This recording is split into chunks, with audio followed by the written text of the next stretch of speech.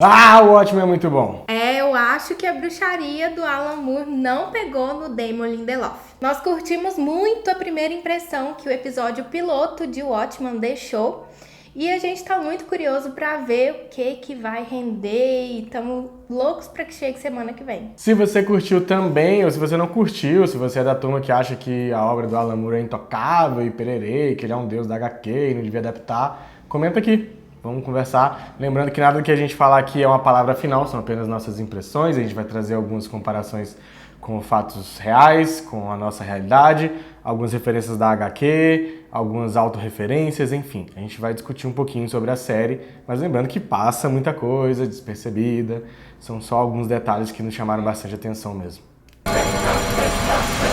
Já no primeiro episódio tem muito o que interpretar, tem muito simbolismo, muita análise que dá pra fazer e muita relação com a realidade também. O nome do episódio é It's Summer and We're Running Out of Ice, que é tipo, é verão e estamos ficando sem gelo.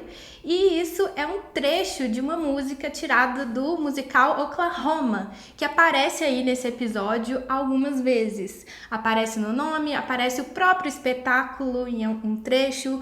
O xerife também canta uma música do Oklahoma e eles estão em Oklahoma. A história se passa no estado de Oklahoma. A história do musical retrata um cara que trabalha num rancho que chama Cully e ele é apaixonado pela filha do dono desse rancho, a Laurie, e aí chega o Judge pra enfiar no meio dessa história. E a música que tem o trecho, que é o título desse episódio, chama Poor Judy's Dead. O Curly imagina que o Judd, esse cara que chega pra terminar um relacionamento, como seria se ele tivesse morto, se ele se matasse? Como? Enforcado. Daí a gente tem quase que uma dica do que vai acontecer no fim do episódio. Eu achei genial. Quando a série começou, eu fiz uma piada com a Bia e falei, será que a gente tá vendo a série certa? Porque ela começa naquele contexto de uma série de época, né? Já que a gente tá vendo um filme em preto e branco, mudo, da época do cinema mudo, e aí a gente ficou assim, nossa, que doideira, né? Esse filme também já dá o tom do que vai ser esse primeiro episódio, porque ele retrata a vida do Bass Reeves, que foi o primeiro xerife negro de Oklahoma. Ele foi o primeiro xerife negro da história, de verdade, americana, a oeste do rio Mississippi, depois de passar um tempo exilado nas terras indígenas do que veio a se tornar o estado do Oklahoma. Havia um território que se chamava Território do Oklahoma, que era parte de um outro território maior que também tinha outras 4 tribos indígenas. Isso é parte da história da Guerra da Secessão, das guerras indígenas americanas, quando o estado começou a sua expansão para o oeste. O Bass Reeves foi um cara que viveu nessas terras indígenas depois que ele foi, de alguma forma, não se sabe como exatamente, liberto da escravidão durante a Guerra da Secessão. Ele fugiu. E aí ele foi incorporado aos Marshals, né, a essa força da lei que são esses xerifes e tudo mais, porque ele entendia a língua local dos indígenas. Como ele conviveu há muito tempo, ele conhecia o território, conhecia a língua, então facilitou essa troca, o diálogo dessas forças da justiça americana com os indígenas da época. Super legal começar já com a história de um grande nome, uma grande lenda. Ele virou um mito, assim, que as pessoas, os criminosos, quando sabiam que ele estava atrás dele, já se entregavam. Ele era muito temido. Os historiadores dizem que ele inspirou um personagem muito famoso da cultura pop, que é o Lone Ranger, Cavaleiro Solitário, que é aquele... vamos colocar aí, editor. Tipo um Zorro, né? Que ele usa uma máscara. Inclusive assim. O Zorro é uma inspiração também. Sim.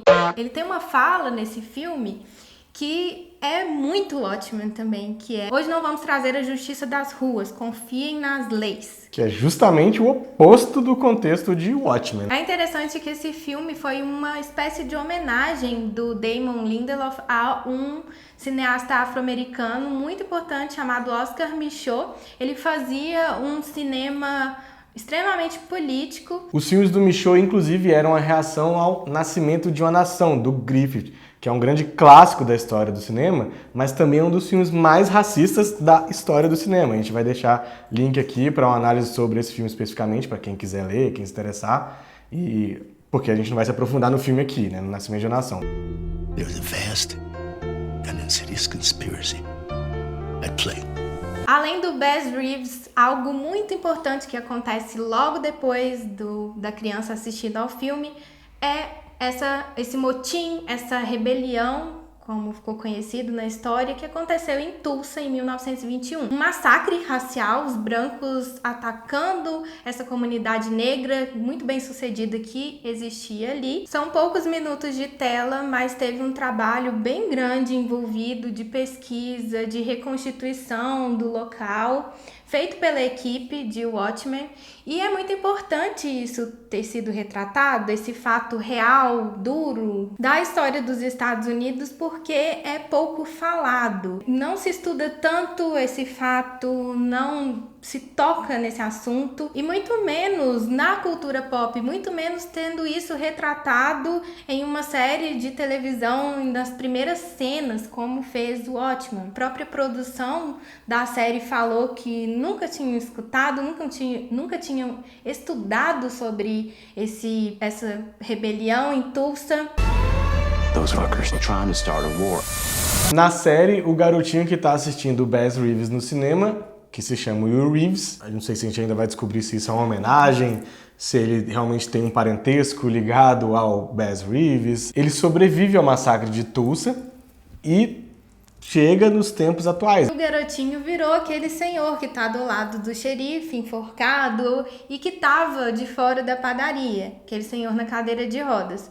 Por quê? Ele tava com o papelzinho que ele leva do pai dele, cuide desse garoto. Tava com o papelzinho na mão. Essa ideia de que o Will Reeves talvez possa viajar no tempo é reforçada quando ele pergunta pra Sister Night se ela acredita que ele conseguiria levantar 90 quilos, e tempos depois ele aparece do lado do Judge, tudo se fechando, que é o xerife, e aí ele tá do lado dele enforcado. E aí tudo tem a ver com esse lance dele aguentar segurar um corpo de 90 quilos, né? Ou de erguer um corpo de 90 quilos. Pra mim seria pra salvar, pra não deixar o peso cair e ele se enforcar. Eu já entendi como se fosse uma... Ameaça? Não, como se ele estivesse já justificando o que ele não fez, assim, eu não dou conta, eu dou conta. Tipo, se você der conta, você pode ser incriminado por isso. Enfim, a gente vai descobrir isso mais pra frente. Who are you? Maybe, I'm Dr. Manhattan. Quando a Angela vai na escola para falar sobre a profissão de padeira, um dos alunos, bem redneckzinho, pergunta se ela vai abrir a padaria com o Redfordation. Por que ela fica chocada e o filho também fica chocado? Porque é algo implicitamente racista. Na história de Watchmen, da série, o presidente Robert Redford fez uma lei de reparação às injustiças raciais. Então, pessoas negras, descendentes de negros que sofreram injustiças, ganhariam esse benefício. Esse nome Redfordation seria um nome negativo, um jeito de chamar essa lei de pessoas mais conservadoras que não concordam com essa reparação. Por isso, tem esse aspecto racista e o filho dela atacou o menino. Esse Robert Redford é sim Robert Redford, ator, famoso ator e brilhante ator, inclusive. Isso é muito legal porque o Ronald Reagan, que é um presidente real, já foi ator também. Faz essa grande ironia, é até quase um deboche também, né? Porque o Ronald Reagan, ele é o oposto do que é o Robert Redford na série. Ele foi um político muito mais conservador, políticas mais neoliberais. E até o xerife Judd, enquanto tá na estrada, tá escutando o rádio e tem um radialista muito nervoso. Porque ele é um hippie e ele não tem força. Pra gente ter o tom do que a sociedade mais conservadora, supremacista, tem de ideia desse cara que tá há 28 anos na presidência dos Estados Unidos. Tem uma coisa muito legal que, na verdade, não é legal. É meio estranho. O cara fala, a gente tem que esperar 6 meses para conseguir uma arma para ter proteção. Bem diferente da realidade dos Estados Unidos agora, né? E uma curiosidade é que o Robert Redford nos quadrinhos é cotado como presidente. Ele tá na corrida presidencial lá no fim da década de 80, né? Então ainda tem esse easter eggzinho aí, essa fanservice da série, né? E parece que é uma ironia, né? Porque eles falam, quem quer um ator cowboy na Casa Branca? E ele acaba vencendo na série e permanecendo 28 anos no poder. Comprando parlamentares para fazer a reeleição dele. Uma parte que todo mundo ficou assim, o que é isso? Foi a chuva de Lula. que foi a Pablo Vittar que pagou o livre. Esse foi um outro grande easter egg, um grande também fanservice, né, da série, já que na HQ o Ozymandias, que é o Adrian Veidt, manda uma lula gigante para Nova York, dizima a população nova-iorquina para poder evitar a Terceira Guerra Mundial. E é uma guerra mundial que ele mesmo ia causar. E causou um problema, já pensando na solução para esse problema, para que ele saísse como esse grande herói, esse grande ser mitológico que ele queria ser. Eu imagino que isso ainda vai retornar de outras formas, porque é como se fosse uma cortina de fumaça, né? Que é jogada quando um grande conflito tá para ser deflagrado. Parece ser algo que eles estão acostumados também, né? Porque toca uma sirene. Exatamente. E aí o filho até fala, será que não é só um teste? Parece ser também um efeito colateral do que aconteceu, né? Um efeito colateral dessa grande lula gigante.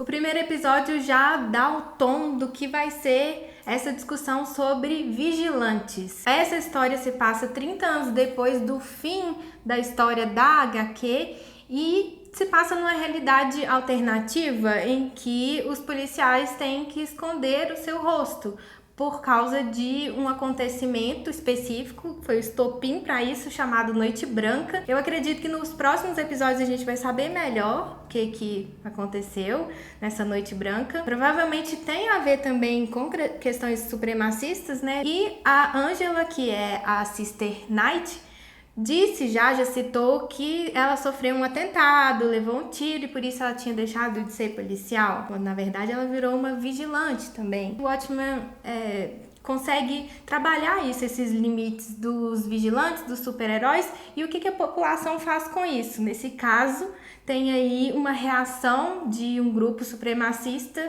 quase uma Ku Klux Klan, que são essas pessoas que se reuniram para fazer um grupo chamado 7ª Cavalaria. Inclusive o Cavalaria é escrito com K, não é à toa. E eles usam como inspiração um ex-vigilante que é o Rorschach. Por isso que os limites são confusos, eles se baseiam num ex-super-herói. As pessoas se projetam em vigilantes, em pessoas que lutam ali à margem da lei, né, para criar uma nova sociedade. Ele não se dizia supremacista, mas as pessoas pegam as ideias, se apropriam dela e representam naquele personagem. Que é um personagem bem fascistinha mesmo. Ele foi feito para criticar, né, esse comportamento abusivo de pessoas com força e violência, tipo a polícia.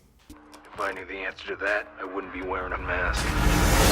A série toca, e na verdade a HQ também toca, né, nesses pontos mais sensíveis sobre justiça, justiçamento, vigilantes, super-heróis da vida real, que a gente tem aí pessoas que são postas em lugares de heroísmo, né, em pedestais, como se estivessem combatendo o crime, para isso vale tudo. E começa essa discussão ética de até onde você deve ir para combater o crime. Você cometeu um crime para combater o crime justifica? 2 erros fazem um acerto? Não, né? Os personagens do Alan Moore foram criados para isso, em Watchmen, na HQ, e a série eleva a discussão à frente, principalmente considerando o momento que a gente está vivendo, né? A gente tem vários líderes de extrema-direita governando países mundo afora. Aqui no Brasil a gente tem um exemplo também, né? Que traz à tona novamente essa discussão sobre os limites éticos de atuação da polícia, de atuação dos juízes, de atuação dos promotores, enfim, todo o sistema de justiça, né? Tudo que envolve a proteção da sociedade. Na série, esses limites são mais borrados ainda, porque a força vigilante também está dentro da própria polícia. Por exemplo, a Sister Knight, que a gente já comentou aqui, interpretada pela Regina King, né? O Looking Glass, que é aquele cara que também faz uma referência ao próprio Rorschach, né? Ele coloca uma máscara platinada e aí ela fica refletindo, né? E tem um momento que os desenhos se formam claramente fazendo uma referência aos Rorschach. Tem o comunista lá, o Red, que ele se diz comunista com muito orgulho, que também é um vigilante. A força policial usa o vigilantismo e a força antipolícia, essa cavalaria, essa 7ª Cavalaria, também usa o vigilantismo, as ideias do vigilantismo, para as suas noções supremacistas. Soon thou shalt save us. And we will whisper. Assim como na HQ, o tempo é muito importante, na série também. A gente tem várias referências a relógios, a começar do fato de que, logo nesse primeiro episódio, os bandidos estão juntando baterias de lítio sintético. Isso é muito legal porque é uma referência à própria HQ, já que o lítio sintético ele é desenvolvido pelo Dr. Manhattan e possibilita essa nova fronteira, né, para os veículos, para a humanidade de uma forma geral. Então, acaba o combustível fóssil, eles conseguem desenvolver carros elétricos mais facilmente e tudo mais. E tem uma conexão direta com o Adrian Veidt, que é o Ozymandias, que está vivo. É o único vigilante dessa época antiga que aparentemente está vivo, apesar de ter sido declarado morto. Daí a nossa confusão com o personagem Will Reeves, porque quando ele tá de fora da padaria, ele tá lendo um jornal que diz que o Voight foi declarado morto. É mentira que ele foi? Ou ele tá lendo um jornal do futuro? Ele ganha um relógio dos súditos dele também. Na verdade, não ganha o relógio, o cara conserta o relógio dele, né? It's only just begun. Esse tanto de coisa foi o que a gente conseguiu perceber no primeiro episódio. Ficamos muito empolgados com esse roteiro. Ficamos muito empolgados com a série. Deu muita vontade de assistir mais. Se você gostou da nossa análise, compartilha com seu amigo que está assistindo também a série. Dá o seu like aqui no vídeo e comenta. Acho que o Watchmen é uma série que tem tudo para gerar muito engajamento entre as pessoas, né? De comentários, de teorias, de tudo mais. Porque a HQ já foi assim, o filme fez um trabalho brilhante também. Foi assim, então acho que a série vai expandir esse universo de uma forma bem bacana pra gente ficar comentando e teorizando, imaginando o que é que vai ser as coisas. Enfim, comenta aqui as suas impressões, se gostou, se não gostou, vale tudo. Então não vale ofender os outros. Então tá bom. Tchau. Tchau.